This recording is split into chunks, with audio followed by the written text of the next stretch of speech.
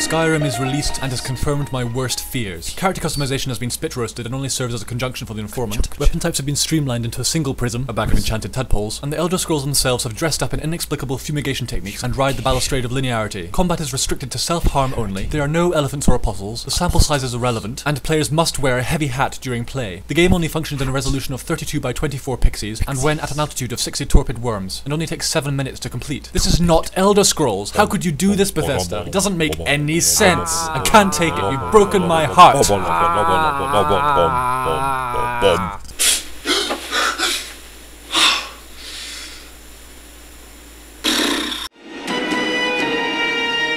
Sorry about that. I should stop obsessing over Skyrim and The Witcher 2, but as more and more games incorporate sandboxes and RPG elements, it's apparent that a wide open, perhaps multiplayer, truly non-linear game world with fluid combat is one apex of gaming evolution. Borderlands from Gearbox and 2K is a step forward in this evolution. The gameplay is that of a dedicated first-person shooter, but the class and skill systems offer distinct playstyles and sit seamlessly within the game. Added to this is a reasonably sized sandbox world, and a variety of weapons with randomly generated attributes, appropriate to your character level. The enemies are more diverse and imaginative than your standard slew of humanoid reskins, and shooting is somewhat tactical because of the number of armoured and shielded foes, their immunities to certain attributes, and their mix of melee, defensive and ranged AI. The presentation is cheerful and succeeds in distinguishing itself from other titles. The excellent downloadable content varies the settings, weapons and beastry even more. It's accessible, snazzy. On paper this game is great, it's done everything right. So why does it bore me? I keep reinstalling it, full of hope, only to be reminded of what seemed at the time to be an intangible sense of pointlessness in the experience. Like I may as well have spent my time counting my hairs, staring at a wall or pursuing higher education. Borderlands crafts a rock-solid system of gameplay and an attractive graphical style, but uses it to tediously narrate a tedious story and drive forward tedious quests. Tedious, tedious, tedious. Repetition is a theme here. The quests are plagiarized from Momopaga's grind-tastic textbook of blah. It reminds me somewhat of Hellgate London. Oh damn it for reminding me of Hellgate London. The game is set on the wasteland planet of Pandora, on which there is reputedly some hidden alien loot. The plot is basically about finding this loot, and about other people finding this loot.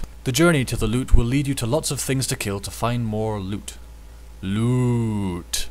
Well, that's exciting, now I have to garrote myself. Plot points are thrown in to serve as keys to unlock new areas, but are basically boring distractions from loot, or to pad out gameplay. What of the loot itself, I hear you ask? Or maybe not because the bloody game is 2 years old and you all already know, but I'll tell you anyway.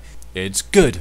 Ish. The amount of variables that can be applied to each weapon cannot be denied, but the base weapon types themselves still fall into the done-to-death categories of pistol, shotgun, machine gun, rocket launcher, blah-de-blah-de-blah. Even Hellgate London, had weird, streamy, poisony things, and other guns that at least attempted to stray from the mundane. But still, if this game has any hook, it's the loot, the various character builds and the refreshing arcade shooting action. And multiplayer, of course, which I've tried, but it's still pretty tedious. And it's such a shame, this was a classic in the making, but has been held back by poor direction, and by just failing to push the loot and skill tree envelopes further than they did. Some people criticize the setting, but it's fine. It's just difficult to separate the setting and the narrative that contextualizes it. And it's the narrative that's the problem. The story is meh, but it could have been made compelling by adding some more layers of depth, and using better and more narrative tools. Even Hellgate London, had a promising story and good cutscenes, even though most of the rest of it was terrible. If you like Borderlands narration, through its comic visuals, audio logs, plot progression and dialogue, please let me know and convince me, because it's a game I want to like, but it won't let me near it. I award Borderlands an eternity in heaven. Perfect on paper, but in practice, kinda boring.